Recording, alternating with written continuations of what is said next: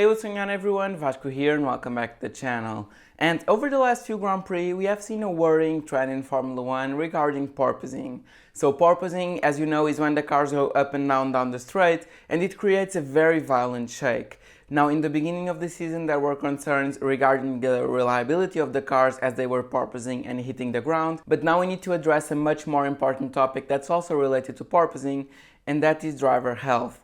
So as you can imagine, for a driver to be sitting in a car going on up and down for a straight at 300 kilometers per hour at over 6 Gs of vertical force, it puts a real big strain on the body. So much so that drivers such as Lewis Hamilton, Pierre Gasly, Charles Leclerc and others have been complaining about the effects of porpoising on their bodies. And you can see by Hamilton's reaction to the Azerbaijan Grand Prix, where he honestly struggled to leave the car, that porpoising is having a big toll on driver health. So in this video, let's talk about who has been affected by this problem and why, as well as the ways in which the FIA can fix it. Let's do this. Okay, so as you can see on our screen right now from a video that I've made a few months ago, porpoising is a phenomenon where the rear part of the car, so this part of the car right here, as you can see on Pierre Gasly's car, starts bottoming out due to both mechanical and aerodynamic actions. So I've made another video more in depth about this problem that you can check out in a card right here. But basically this is a problem that sees the car generating so much aerodynamic load that it starts bottoming out. And once it starts, it becomes a cyclical issue. So more often than not, porpoising is a thing that if it doesn't start, you're all okay, but once it starts, is really difficult to control. So once the car starts to porpoise, there is really no way for it to stop porpoising until you hit the brakes or in any other way slow down the car. So it's a very tricky phenomenon to control.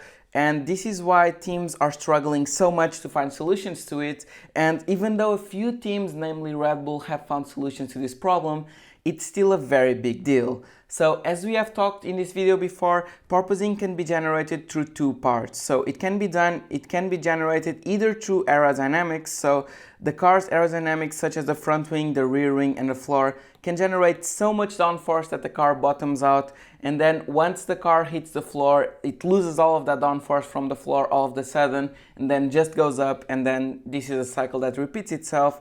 But porpoising can also be generated by another thing. So this was the case at Baku with Mercedes. So as you saw in Mercedes in Barcelona, they seem to have fixed their porpoising and they were one of the teams that porpoised the less. But when it comes to Baku, and Baku is here a street circuit, you can see that Mercedes was one of the cars that was porpoising a lot, to the point that you can see in this first picture right here, once Lewis Hamilton left the car, he was having severe back pain. So you can see him right here with his hand behind his back. That's because his back was hurting a lot after the race. So this is something that is already taking a toll on the older drivers, because after all, Lewis Hamilton is already 37. So about on the older side, alongside with Fernando Alonso for the Formula 1 grid. In fact, if Alonso left, Hamilton would be the oldest driver. So you can see that it's already taking its toll on his body. And just a few weeks ago, George Russell also reported in the Mercedes lower back and chest pain. So porpoising is really taking its toll on the drivers, and I think that something needs to be done about it. So as I was mentioning, in a street circuit like Baku, porpoising may be generated by the creation of downforce, but it also may be generated and aggravated on the mechanical side by the fact that these are roads. So as you can see, this is a pretty normal road, the same as the ones that we go through every day. And this is one of the things that's causing porpoising. So on the more bumpy tracks, porpoising can occur through a mechanical action, and this is very worrying for a team such as Mercedes going into street circuits all over the season, because as you get more and more street circuits, the car will be porpoising. And you can bet that in tracks like Austin, which I know is not a street circuit, but it's a very bumpy by nature track, to the point that it kind of broke Sebastian Vettel's suspension back in 2019, if you remember. You can only imagine what that's going to do to these cars and with the porpoising phenomenon. So we are now talking about putting our drivers' health at risk. So we have had Lewis Hamilton and George Russell complaining in almost every race because of that porpoising, with the major exception of Barcelona, which is a very smooth, permanent track, such as Paul Ricard, but not like Canada, which we are going to next week. And then we have also Pierre Gasly, which said that the drivers need to pick between their health and the performance of the car when choosing a setup. So they can either pick a car setup that's not going to porpoise, or a car setup that's going to be fastest.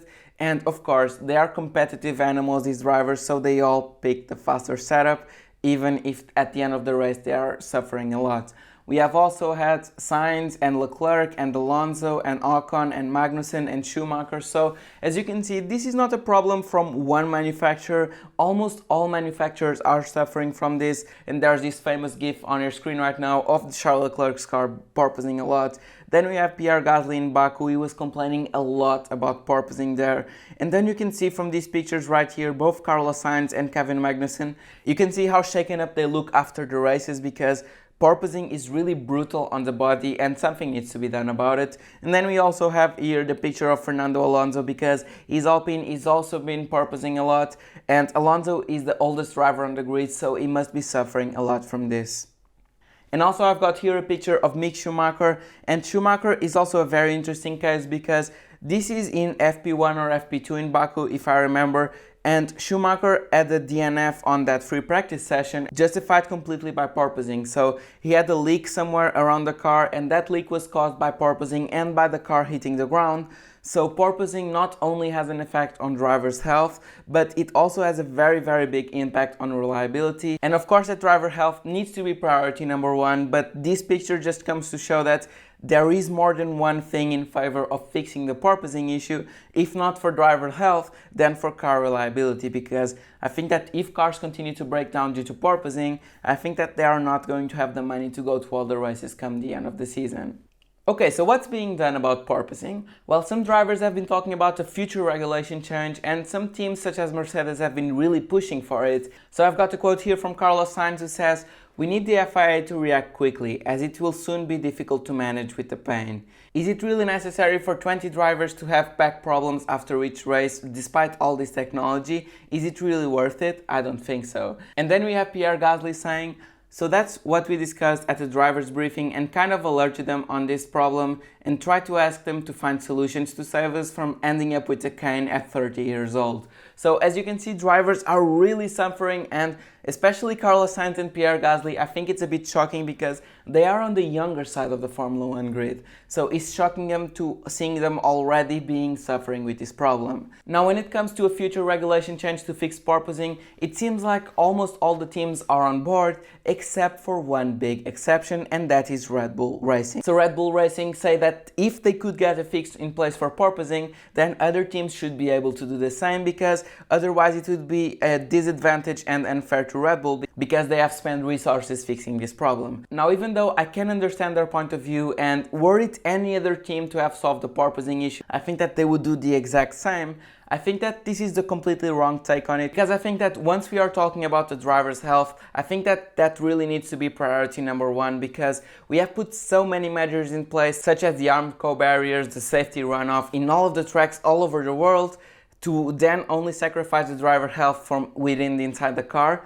And as George Russell has said, I think it's only a matter of time until there's a big crash due to porpoising. So I think that Red Bull's argument is something that's valid, but something that should not hold up at the eyes of the FIA. Now when it comes to fixing porpoising with a regulation change, I don't think that there's a one-size-fits-all solution to fixing it, and I think that the FIA cannot mandate that the floor has a cut on the X spot in order to fix the porpoising, because all of the cars work very differently. Now I've seen a very interesting suggestion on Twitter as a reply to a tweet by Spanners from the Mistape X podcast, which was that the FIA should put regulations in place for the maximum porpoising amplitudes.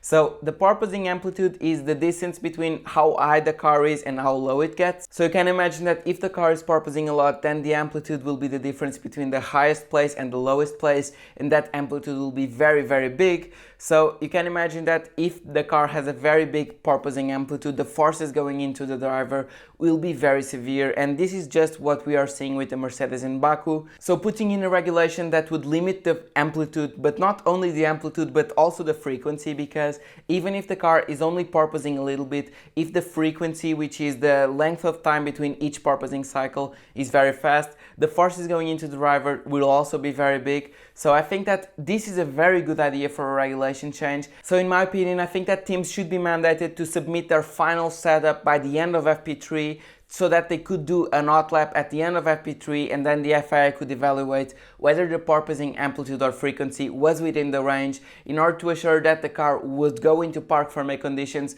with a suitable setup that would not put the driver at risk during the race. Okay, so that's what I think about the current porpoising situation and what the FIA can do to fix it, but you can let me know what you think about this whole situation in the comments on below. But in the meantime, that's been it for this video. I really hope you guys enjoyed, and if you did, please don't forget to like and subscribe.